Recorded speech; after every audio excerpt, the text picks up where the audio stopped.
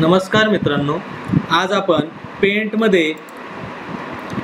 या सॉफ्टवेअरमध्ये copy paste command शिकणार आहोत। जसं की एखाद्या इमेजचं आपल्याला जर वारंवार काम पडत असेल तर तिचं कॉपी पेस्ट कसं करायचं ते आपल्याला शिकायचं आहे। फॉर एक्झाम्पल आता इथं पेस्ट आहे, पेस्टच्या खाली एक ऑप्शन दिलेलं आहे पेस्ट फ्रॉम, याच्यावरती जायचं आहे।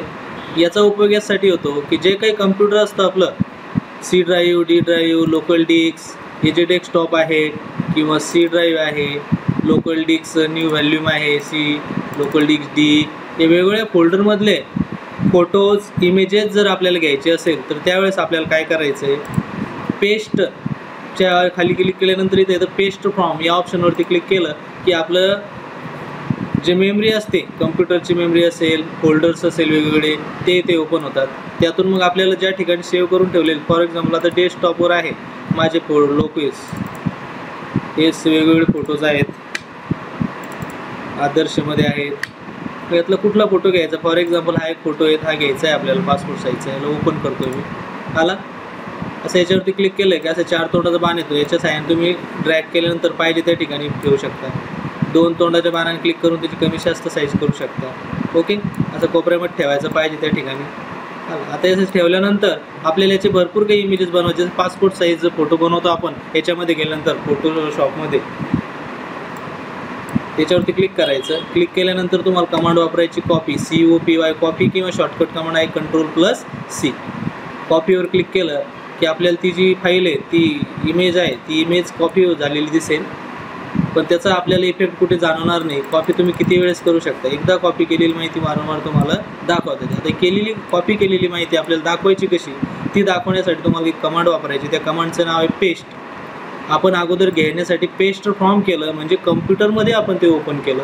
आता आपल्याला काय करायचं, हीच तयार केलेली फाईल आहे, ही इन्सर्ट केलेली फाईल, ही वारंवार ते आपल्याला प्रेस करायची, दाखवायची आहे।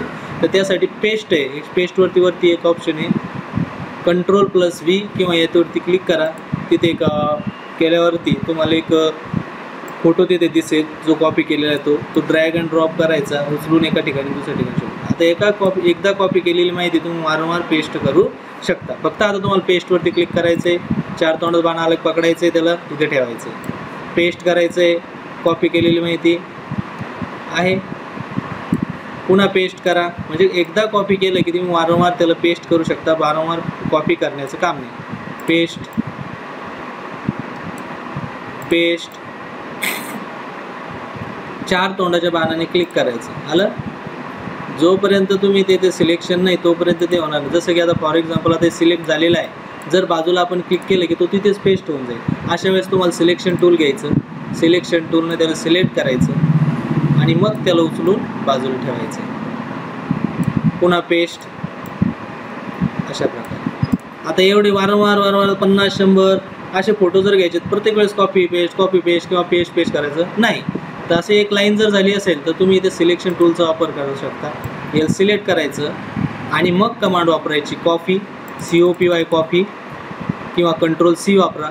त्यानंतर पेस्टसाठी फक्त पॅडवरती क्लिक करायचं, वरती पेस्ट, किंवा Ctrl+V पेस्ट करा। Ctrl+V सुद्धा प्रेस केलं तर तुमचे शॉर्टकट कमांड तिथे वापरता येईल। ते बघा, कॉपी पेस्ट, 4 तोंडाचं बाण पकडा, त्याला इथे ठेवून द्या, पेस्ट। अशा प्रकारे तुम्ही कॉपी केलेली माहिती पेस्ट करू शकता। एका फोटोचे असंख्य फोटो, अनेक फोटो तुम्ही इथे करू, सिलेक्ट करायचं आणि क्रॉप करायचं। अशा प्रकारे एका फाईलची, म्हणजे एका इमेजची भरपूर काही इमेज तुम्ही कॉपी पेस्ट या कमांडच्या सहाय्याने करू शकता। धन्यवाद।